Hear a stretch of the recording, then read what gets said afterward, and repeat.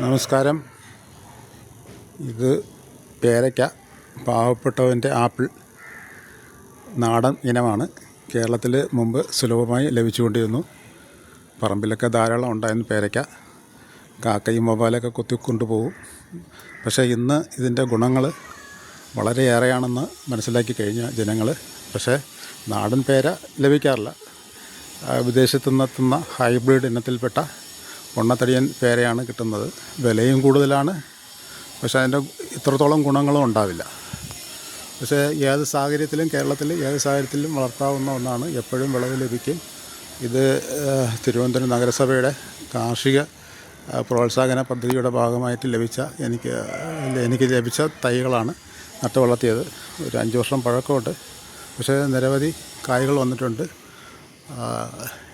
ഔഷധ ഗുണമെന്ന് പറഞ്ഞാലേ ഇത് ആപ്പിളിനേക്കാളും കൂടുതൽ വിറ്റാമിൻ സി ഉള്ള ഒന്നാണ് പേരയ്ക്ക. പിന്നെ ഷുഗർ പേഷ്യൻറ്റിന് ധാരാളം ഇത് കഴിക്കാവുന്നതാണ്. അമിതമായി ഷുഗറുള്ളവർ നല്ല പഴുത്തത് കഴിക്കാതിരിക്കുക. ചെറുതായി പഴുത്ത് വരുമ്പോൾ കഴിക്കുമ്പോൾ നല്ല ചവച്ചരിച്ച് കഴിക്കണം. ഇതിൽ ധാരാളം ഫൈബർ അടങ്ങിയിട്ടുണ്ട്. അപ്പോൾ മലബന്ധം പോലുള്ളവർക്ക് ഇത് കഴിച്ചാൽ ഉത്തമമാണ്. പക്ഷേ ഒരു കാര്യം, നല്ല രീതിയിൽ ചവച്ചരിച്ച് കഴിക്കുക. പിന്നെ ഇതിൻ്റെ ഇലയും ഇളം ഇലയിലും നല്ല ഫൈബർ അടങ്ങിയിട്ടുണ്ട്. അത് തിളപ്പിച്ച് വെള്ളം കുടിക്കാറുണ്ട്. അതിൻ്റെ വിശദമായ കാര്യങ്ങൾ എനിക്കറിയില്ല.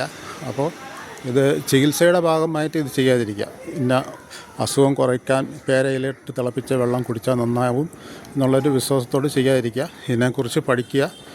യൂട്യൂബിലൊക്കെ കണ്ടാൽ പേരയിലയുടെ ഗുണങ്ങൾ മനസ്സിലാക്കാൻ പറ്റും. ഉത്തമം ബോധ്യപ്പെട്ടാൽ മാത്രം അത് ചെയ്യുക.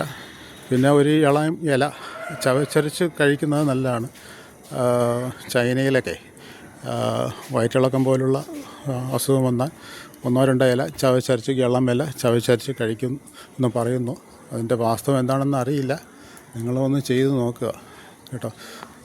ഒരു ഇലയൊക്കെ കഴിച്ച് നോക്കുക. നിങ്ങൾക്ക് നിങ്ങളെ ശരീരത്തിനും വയറിനും ശരിയാവുന്നുണ്ടെങ്കിൽ തുടർന്ന് കഴിക്കുക. അധികം കഴിക്കാതിരിക്കുക. ഓക്കെ, നന്ദി.